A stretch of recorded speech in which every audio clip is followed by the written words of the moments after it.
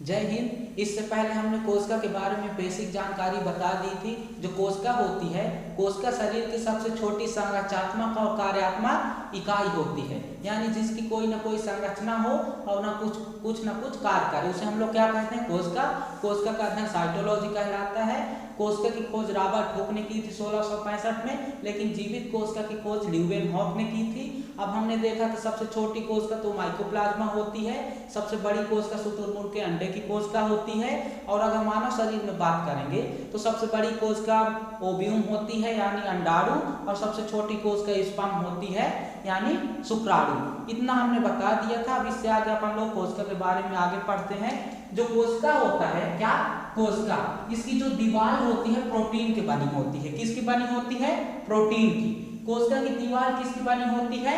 Protein की। और कोशिका के अंदर बहुत सारे अंग पाए जाते हैं, जैसे एक होता है माइटोकॉन्ड्रिया। क्या होता है? माइटोकॉन्ड्रिया। क्या होता है? माइटोकॉन्ड्रिया। ये कोशिका के अंदर ऊर्जा निर्माण करता है। क्या करता है? ऊर्जा निर्माण। तो कोशिका के अंदर ऊर्जा निर्माण कौन करेगा? माइटोकॉन्ड्रिया। दूसरा इसमें एक और अंग होता है गाल्जी बॉडी। क्या होता है? गाल्जी बॉडी। ये जो गाल्जी बॉडी होता है, ये जो ऊर्जा माइटोकॉन्ड्रिया बना है, इसका क्या करेगा? परिवहन करेगा यानी ट्रांसफर का काम करेगा। जैसे हमारा बॉडी है, हमारे बॉडी में हर एक जगह क्या है? माइटोकॉन्ड्रिया। और हर एक जगह क्या बनती है? ऊर्जा। और हमारे सभी अंगों को बराबर मात्रा में ऊर्जा की जरूरत नहीं होती है। जो मजदूर होते हैं उसको हाथ में जरूरत है, हम जैसे पढ़ा रहे हैं तो हमको मुंह में जरूरत है।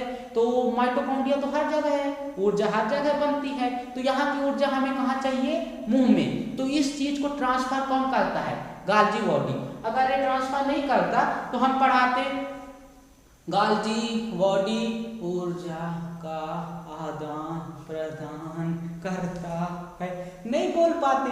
क्यों बोल पाते हैं? क्योंकि है ससुरा जिंदा है। कौन? गाल्जी बॉडी। ये ट्रांसफर कर देता है। तो समझ में आया ना? ऊर्जा का ट्रांसफर करेगा गाल्जी बॉडी, बनाएगा माइटोकॉन्ड्रिया। इसके अलावा इसमें एक और अंग होता है सेंट्रोसोम। क्या होता है? सेंट्रोसोम। एक कोशिका विभाजन करता है। अब देखिए, कोशिका विभाजन का मतलब बायोलॉजी में टूटना नहीं होता है, बल्कि एक नई कोशिका का बनना होता है। जैसे हम यहाँ पढ़ा रहे हैं, एक और टीचर आ जाए बगलवा में, क्या हो जाएगा? कोशिका सेंट्रोसोम, मतलब कि विभाजन हो जाएगा। क्या हो जाएगा? विभाजन। जैसे हमारा ये हाथ है, कोई हुमच के एकदम मार दिया, यहाँ की 50 सेल्स मर गई। अब 50 सेल्स जो है इसको ठीक कौन करेगा? High centrosome. कौन करेगा? सेंट्रोसोम। तो कोशिका विभाजन करेगा सेंट्रोसोम। इसके अलावा एक बहुत खचरा चीज होता है लाइसोसोम। कौन होता है? लाइसोसोम। जो लाइसोसोम होता है, इसके अंदर एक जल अपघटक पदार्थ होता है। क्या होता है? जल अपघटक पदार्थ। इस ससुरा क्या करता है कि जितना मतलब कोशिका के अंदर कचरा पदार्थ होता है उसको जला के खत्म कर देता है। कौन करता है? लाइसोसोम। लाइसोसोम क्या होता है? इसके अंदर जल अपघटक पदार्थ। इसके बाद इसमें एक आता है वैक्यूल्स। क्या? वैक्यूल्स। तो जो कोशिका होती है, कोशिका में पानी स्टोर करके कौन रखता है? रिक्तिका। कौन रखेगा? रिक्तिका। पानी स्टोर करेगा रिक्तिका। इसके अलावा भी इसमें होता है एक एंडोप्लाज्मिक रेटिकुलम। क्या होता है? Endoplasmic reticulum. एंडोप्लाज्मिक रेटिकुलम, इसे हम कोशिका का कंकाल कहते हैं। क्या कहते हैं? कोशिका का कंकाल। एक कोशिका को स्थिर रखने में मदद करता है। जैसे हमारा कंकाल हमारे अंदर है, उसी तरह कोशिका का कंकाल क्या होता है? Endoplasmic reticulum. अब जो एंडोप्लाज्मिक रेटिकुलम होता है, ये दो टाइप्स के होते हैं। कितने टाइप्स के होते हैं? दो टाइप्स के। एक होता है स्मूथ वाला भाग। क्या होता है? स्मूथ। ये वसा बनाएगा। क्या बनाएगा? वसा, यानी फैट का निर्माण करेगा। अब यहाँ पे सवाल आता है, वसा क्या है? क्या वसा क्या है? तो आप लोग ज्यादा कठोर भाषा मत जाइए। वसा का मतलब समझिए, जितने भी चिपचिपा पदार्थ होते हैं, क्या चिपचिपा पदार्थ, तो सब क्या है? वसा। जैसे साबुन वसा, निरमा साबुन क्या है? वसा। शैम्पू क्या है? वसा। वैसलीन जो लगाते हैं वसा। मॉइस्चराइजर, बुलेट प्रूफ क्रीम, ये सब क्या है? वसा। तो समझ में आया ना? जितना चिपचिपा पदार्थ होगा वो क्या होगा? वसा कहलाएगा। क्या कहलाएगा? वसा। साबुन, निरमा, शैम्पू, वैसलीन, ये सब क्या है? वसा है। इसके बाद दूसरा रक्त वाला भाग होता है, यानी खुरदुरा। क्या? खुरदुरा। इसके अंदर छोटी, इसमें राइबोसोम पाया जाता है। क्या होता है? राइबोसोम। ये राइबोसोम दो टाइप्स के होते हैं, 70 यस, 80 यस। यस का मतलब सेडिमेंटेशन कोफिशिएंट होता है। इसका मतलब होता है कौन जल्दी मतलब जल में घोलने पर कौन जल्दी नीचे बैठेगा? तो कौन बैठेगा? H बैठेगा। कौन बैठेगा? H, क्योंकि भारी होता है। ठीक ना, समझ में आया? अब इसके बाद अपन लोग न्यूक्लियस देखते हैं। क्या देखते हैं? न्यूक्लियस। न्यूक्लियस की खोज रॉबर्ट ब्राउन ने की थी। किसने की थी? रॉबर्ट ब्राउन ने।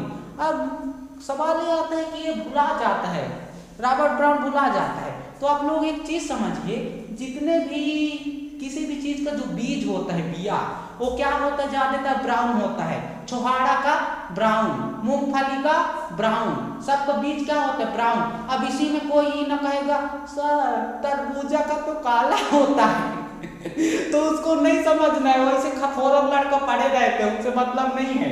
हमें क्या देखना है? ट्रिक। तो बीज क्या होता है? ब्राउन। तो उससे याद रखेंगे रॉबर्ट ब्राउन। क्या याद रखेंगे? Robert brown. न्यूक्लियस को हम कोशिका का दिमाग कहते हैं। क्या कहते हैं? कोशिका का दिमाग। ये सभी अंगों को ऑर्डर देता है। जो न्यूक्लियस होता है, इसको गाल्जी बॉडी को कहेगा ये गाल्जी बॉडी, ऊर्जा ट्रांसफर कर। और माइटोकॉन्ड्रिया को कहेगा माइटोकॉन्ड्रिया, ऊर्जा बना एकदम पुलिस समझिए इसको। और सेंट्रोसोम को कहेगा कोशिका विभाजन कर। और इसको कहेगा पानी स्टोर कर। क्या कर? पानी स्टोर। लेकिन लाइसोसोम से डरता है। लाइसोसोम कहता है मेरे पास आओगे मैं जला दूंगा। क्यों जला देगा? इसके पास क्या है? हाइड्रोलाइटिक एंजाइम है, यानी इसके पास जल अपघटक पदार्थ है। तो न्यूक्लियस भी डरता है किससे? लाइसोसोम से। तो ये सब को क्या देता है? ऑर्डर देता है। माइटोकॉन्ड्रिया को कहेगा ऊर्जा बनाओ। अब कभी कभी माइटोकॉन्ड्रिया कहता है हम नहीं बनाएंगे ऊर्जा। ले, न्यूक्लियस भड़क जाता है, कहता है तुम नहीं बनाएगा ऊर्जा, खबरदार, मामा ठाकुर हवेली पे बुलाओ किसमें बुलाओ? हवेली पे बुलाओ तो माइटोकॉन्ड्रिया का इलाज कर देता है कौन? न्यूक्लियस। अगर ये मना करता है तो न्यूक्लियस फोन करता है किसके पास? लाइसोसोम के पास। और लाइसोसोम को कहता है देख तो छिड़क दे, ताली सा छिड़क देता है तो माइटोकॉन्ड्रिया मर जाता है। फिर आदेश देगा किसको? सेंट्रोसोम को। और कहेगा नया बनाओ, नया माइटोकॉन्ड्रिया बन जाएगा। कॉन्सेप्ट समझ में नहीं आ रहा बाबू लोग? आ रहा ना? तो ये क्या करेगा? ऑर्डर कौन देता है? न्यूक्लियस। अब कभी कभी न्यूक्लियस पगला जाता है। न्यूक्लियस किसी को ऑर्डर ही नहीं देता है, न माइटोकॉन्ड्रिया को ऑर्डर देता है कि तुम्हें क्या बनाना है राजी। तो कभी कभी न्यूक्लियस पगला जाता है, ऑर्डर ही नहीं देता है। माइटोकॉन्ड्रिया कहते हैं आज ऑर्डर ही नहीं मिला है, आज कोई छुट्टी है, लगता है बैच नहीं है, छुट्टी है। गाल्जी बॉडी कहेगी यार आज छुट्टी है। सेंट्रोसोम कहेगा छुट्टी है, चलो बैच खत्म है, आज छुट्टी है, आज क्या है? छुट्टी है। लेकिन लाइसोसोम को तो जलन लगता है, क्योंकि दोनों क्या है? पड़ोसी वाले, दोनों रिश्तेदार हैं। तो लाइसोसोम को जलन लगता है। तो लाइसोसोम कहता है हमसे दुश्मनी, फाड़ लेता है अपने आप को। तो इसके अंदर क्या है? जल अपघटक पदार्थ जल जाता है। तब तक में न्यूक्लियस ठीक हो जाता है, फिर सबको ऑर्डर देता है, नया बन जाता है। तो समझ में आया नहीं आया? जो कोशिका होती है, कोशिका की खोज रॉबर्ट हुक ने की थी। कोशिका की दीवार होती है प्रोटीन की बनी होती है। किसकी बनी होती है? प्रोटीन की। माइटोकॉन्ड्रिया क्या करेगा? ऊर्जा निर्माण। गाल्जी बॉडी क्या करेगा? ऊर्जा का ट्रांसफर एक अंग से दूसरे अंग में। और जो सेंट्रोसोम होता है कोशिका विभाजन। सबसे ज्यादा कोशिका विभाजन लीवर में होता है। कहाँ होता है? लीवर में। और सबसे कम कहाँ होता है? ब्रेन में। इसलिए ब्रेन में अगर चोट लगता है, अगर थोड़ा चोट लगा तो बच सकते हो, और ज्यादा लगा तो थोड़ा बहुत बच सकते हो। और अगर कौनो बलिहारे हुमच के मार दिया खोपड़िया पे तो या तो बनोगे गजनी या तो तेरे नाम, फिर ठीक नहीं हो सकते। और जो लाइसोसोम होता है इसके अंदर जल अपघटक पदार्थ होता है। जो रिक्तिका होता है जल स्टोर करके रखता है। और एंडोप्लाज्मिक रेटिकुलम दो टाइप्स के, स्मूथ और रफ। जो स्मूथ होता है वो क्या बनाएगा? फैट बनाएगा। जो रफ होता है वो राइबोसोम होता है, प्रोटीन का निर्माण करता है। आई होप आपको समझ में आया होगा। इससे आगे अपन लोग फिर देखेंगे।